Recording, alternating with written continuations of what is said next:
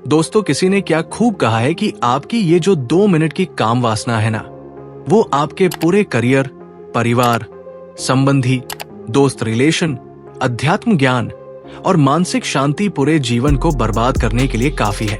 दोस्तों, काम वासना व्यक्ति को किस कदर तक अंधा कर सकती है, ये आप एक रियल घटना से समझ सकते हो। ये मामला कासगंज के पटियाली क्षेत्र के एक गांव का है। उसकी मम्मी ने कहा, बेटा मैं जा रही हूँ, तेरी मामी के घर उनकी तबीयत खराब है, मैं उन्हें देख कर आती हूँ। तू अपनी बहन का और इस घर का अच्छे से ख्याल रखना। लेकिन उस भोली भाली माँ को क्या पता था कि उसके बेटे पर पोर्न वीडियोस देखने का भूत सवार है और वो किस घिनौनी जुर्म को अंजाम देने वाला है। जैसे ही उसकी माँ रिश्तेदार के पास गई तो लड़का मोबाइल में अश्लील वीडियो देख रहा था और उसके माइंड पे काम वासना पूरी तरह से हावी हो चुकी थी और बहन दूसरे वाले घर में खाना बना रही थी। वो लड़का तुरंत ही बहन के पास जाता है और उससे जबरदस्ती करने लगता है और उस युवक ने अपनी ही बहन के साथ दुष्कर्म कर बैठा। जरा सोचकर देखिए दोस्तों, कितना भयानक नजारा होगा। और जब बहन ने विरोध जताया और माँ से शिकायत करने की बात कही तो वो हैवान वहां भी नहीं रुका। उसने मासूम बहन का गला दबाकर उसे वहीं पर मार ही डाला। इसीलिए दोस्तों, मैं अपनी हर वीडियो में आपसे कहता हूं कि छोड़ो ये गंदे वीडियोस देखना, इसमें कुछ नहीं रखा है। ये आगे चलकर आपको पछतावा देने के अलावा और कुछ नहीं देगा। क्योंकि दोस्तों, काम वासना के कारण व्यक्ति अपना अच्छा बुरा कुछ भी नहीं सोच पाता है और कई गंदी आदतों का शिकार हो जाता है, जिसमें हस्तमैथुन की आदत सबसे पहले लगती है। महिलाओं के शरीर को देखकर गंदे विचार करना।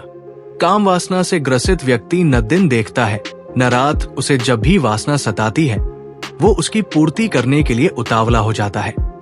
फिर उसके जीवन में कितनी ही हानि हो रही है उसे उसका कोई ख्याल नहीं आता। वो उस वक्त काम वासना को भोगने के लिए मर रहा होता है। काम वासना से ग्रसित व्यक्ति किसी काम का नहीं रह जाता। काम वासना नरक का द्वार खोल देती है और जो इस द्वार में प्रवेश करता है उसे जीते जी नरक का अनुभव ही होता है। काम वासना से परेशान व्यक्ति को गुस्सा अधिक आता है क्योंकि वासना के कारण उसकी मानसिक शक्ति नष्ट हो जाती है और जो व्यक्ति कमजोर होता है उसे गुस्सा बहुत जल्दी आता है। इस पर महाभारत में श्री कृष्ण जी अर्जुन से कहते हैं कि हे पार्थ, ये बात बहुत ध्यान से सुनो और समझो। इस चंचल मन को अपनी मनमानी ना करने दो, उसे रोको और उसे अपने आत्मा का अधीन बनाओ। तुम्हारी उलझनों का यही उपचार है। हे पार्थ, मनुष्य स्वयं ही अपना मित्र भी है और शत्रु भी। जिसने अपने अहम, अपने मन और अपने इंद्रियों को अपने वश में कर लिया वो स्वयं ही अपना मित्र है और जो इनके वश में हो गया वो स्वयं ही अपना शत्रु है।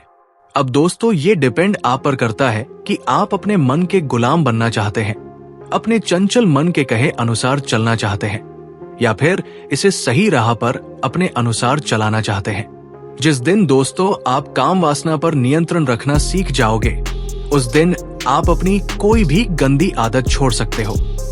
लेकिन काम वासना पर नियंत्रण अपने मन पर नियंत्रण रखकर ही किया जा सकता है, क्योंकि सारा खेल मन का ही है।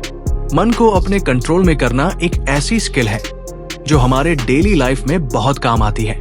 हमारे मन के इमोशंस और रिएक्शंस अक्सर हमें कंट्रोल करने में अड़चन डालती है, लेकिन अगर हम इसे समझकर इस पर प्रैक्टिस करें तो हम अपने इमोशंस को बेहतर तरीके से हैंडल कर सकते हैं। इसे एक छोटी सी कहानी के जरिए समझते हैं।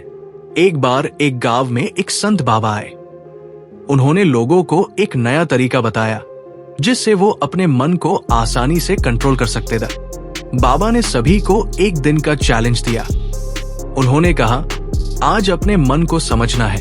जब भी तुम्हें गुस्सा आए या तुम्हें कोई छोटी सी बात उदास या परेशान करे तो अपने आप से ये सवाल करो, मुझे इस मोमेंट का कंट्रोल किस चीज के पास देना है, मेरे चंचल मन के पास या मेरे अपने कंट्रोल के पास। एक छोटा सा लड़का रवि, जो अक्सर छोटी छोटी बातों पर गुस्सा हो जाता था, उसने इस चैलेंज को अपनाया। उस दिन जब उसका दोस्त उससे खेलते वक्त कोई बेतुकी सी बात कर गया तो रवि को तुरंत गुस्सा आ गया, लेकिन उसने बाबा की बात याद की और सोचा, मुझे अपने गुस्से का कंट्रोल अपने मन के पास देना है। या मैं उसको अपने कंट्रोल में रखकर सोच समझ कर रिएक्ट करूं? रवि ने सबसे पहले अपने गुस्से को शांत किया और थोड़ा रुककर गहरी सांस ली और सोचा कि गुस्सा दिखाने से कुछ नहीं बदलेगा। वो अपने दोस्त से कामली बात करने गया और अपने गुस्से को कंट्रोल में रखा। इससे न सिर्फ उनका रिश्ता मजबूत हुआ, बल्कि रवि को अपने मन पर कंट्रोल रखना सीखने का एहसास भी हुआ। अपने इमोशंस को समझना।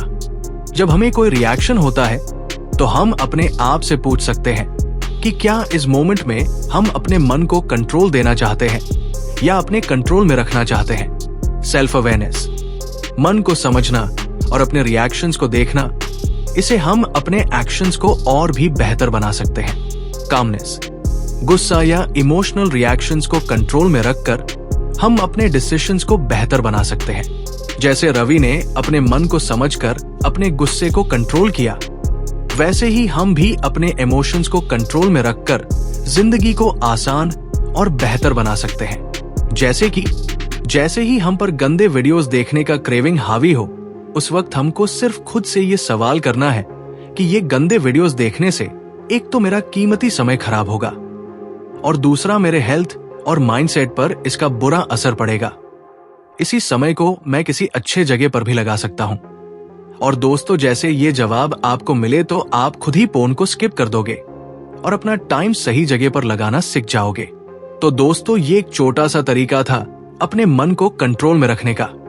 अगर हम हर दिन थोड़ा थोड़ा प्रैक्टिस करें तो धीरे धीरे ये हमारी आदत बन जाता है और कोई भी बुरी आदत हो वो कब हमसे दूर हो जाती है हमें पता भी नहीं चलता।